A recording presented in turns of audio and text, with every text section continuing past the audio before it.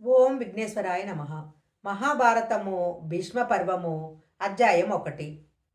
భీష్మ పర్వము మహాభారతంలోని 6వ భాగము.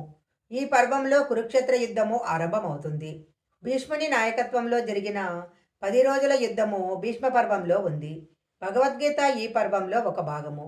పర్వం ఆరంభంలో వ్యాసుడు యుద్ధాన్ని ఆపుజేయమని ధృతరాష్ట్రునికి బోధిస్తాడు. కానీ ఆ ప్రయత్నము ఫలించదు.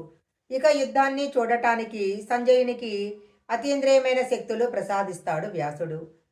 ఆ శక్తుల ద్వారా తాను చూసిన యుద్ధాన్ని సంజయుడు ధృతరాష్ట్రునికి వర్ణిస్తూ ఉంటాడు. భీష్ముడు పదవనాటి యుద్ధంలో నేలకు ఒరిగి అంపశయ్యపై చేరడంతో ఈ పర్వము ముగుస్తుంది. జనమేజయుడు వసంపానుని చూసి ఒకరిని ఒకరు గెలవాలన్న తలంపుతో పాండవులు కౌరవులు ఎలా ప్రవర్తించారు, యుద్ధం ఎలా జరిగిందో నాకు వివరించండి అని అడిగాడు. వైశంపాయనుడు ఇలా చెప్పసాగాడు. పుణ్యక్షేత్రమైన కురుక్షేత్రంలో చేరిన ఇరుపక్షాల వారు కథనోత్సాహంతో విడిసి ఉన్నారు. తన కుమారుల అవిధేయతకు కలతపడిన ధృతరాష్ట్రుడు సంజయ్ని పిలిపించుకొని కూర్చొని ఉండగా ఇంతలో వ్యాసుడు అక్కడికి వచ్చాడు.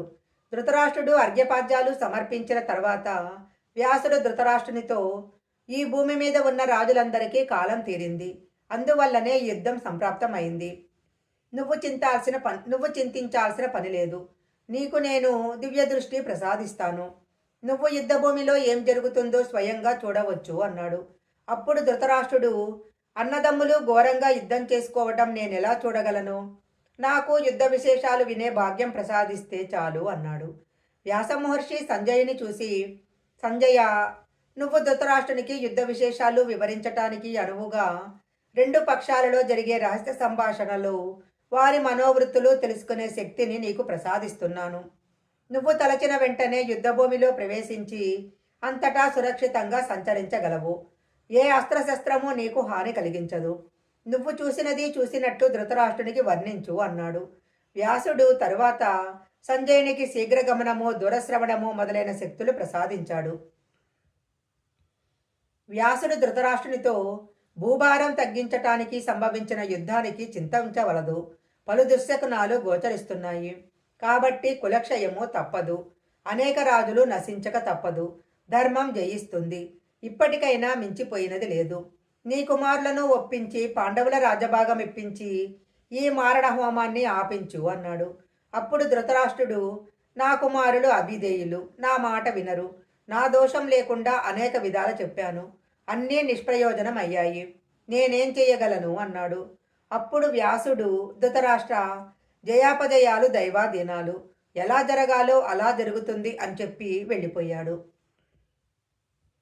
ధృతరాష్ట్రుడు సంజయుని చూసి, సంజయ, ఈ భూమి కోసం ఎందరో యుద్ధాలు చేసి ప్రాణాలు పోగొట్టుకున్నారు. భూమంటే అంత తీపి ఎందుకు?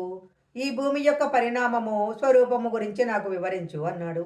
అప్పుడు సంజయుడు, ఈ భూమి నానావిధ చరాచరాలకు నిలయము.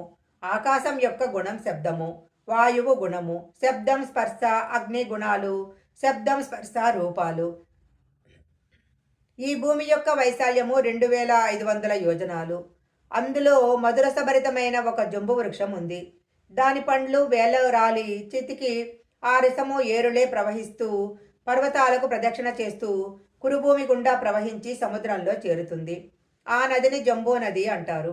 ఆ నదిలో ప్రవహించు నీరు సోకిన ప్రదేశము బంగారుమయం అవుతుంది. అందువలన బంగారానికి జంబూనదం అనే పేరు కూడా వచ్చింది. ఆ జలం తాగిన వారికి ముసలితనమో, రోగాలు, దాహము ఉండదు. అందుకే భూమికి జంబూ ద్వీపము, సుదర్శన దీపము అనే పేర్లు వచ్చాయి. ఈ ద్వీపానికి తూర్పు పడమరలు సముద్రంచే ఆవహించి ఉంటాయి. ఈ ద్వీపమున హిమాలయము, దానికి అవతల హేమకూటము, నిషిధ పర్వతము, క్రమంగా నీల, శ్వేత, శృంగ పర్వతాలు ఉన్నాయి. వీటన్నిటి నడుమ మేరు పర్వతము భూమిలోకి చొచ్చుకొని 16,000 యోజనాల విస్తరించి ఉంది. మేరు పర్వతంలో దేవతలు, దేవమునులు, గంధర్వులు, బ్రహ్మదేవుడు విహరిస్తూ ఉంటారు. దానికి ఉత్తరంలో కన్నికార వనంలో ఈశ్వరుడు గౌరీ సమేతుడే విహరిస్తుంటాడు. జంబూద్వీపంలో ఉన్న జనపదాలు 9 భాగాలుగా విభజింపబడ్డాయి. వాటిని వర్షాలు అంటారు. వాటిలో మొదటిది ఉత్తర సముద్రము, శృంగవంతం మధ్య ఉన్న ఐరావత వర్షం అంటారు. రెండవది శ్వేత పర్వము, శృంగవంతం మధ్య ఉన్న భూభాగము, దీనిని హిరణ్మయము అంటారు. మూడవది నీలశైలానికి మూడవది నీలశైలానికి ఉత్తరాన ఉన్న ప్రదేశము. దీనిని రమణక వర్షం అంటారు. ఇందులో లక్షద్వీపము, శాల్మల ద్వీపము, కౌంచ ద్వీపము, కుశద్వీపము, శాఖద్వీపము, పుష్కర ద్వీపము అనే 6 ద్వీపాలు ఉన్నాయి. ఈ ద్వీపములో అనేక పర్వతాలు, నదులు, జనపదాలు ఉన్నాయి. మహాభారతము భీష్మ పర్వము మొదటి అధ్యాయం సంపూర్ణం.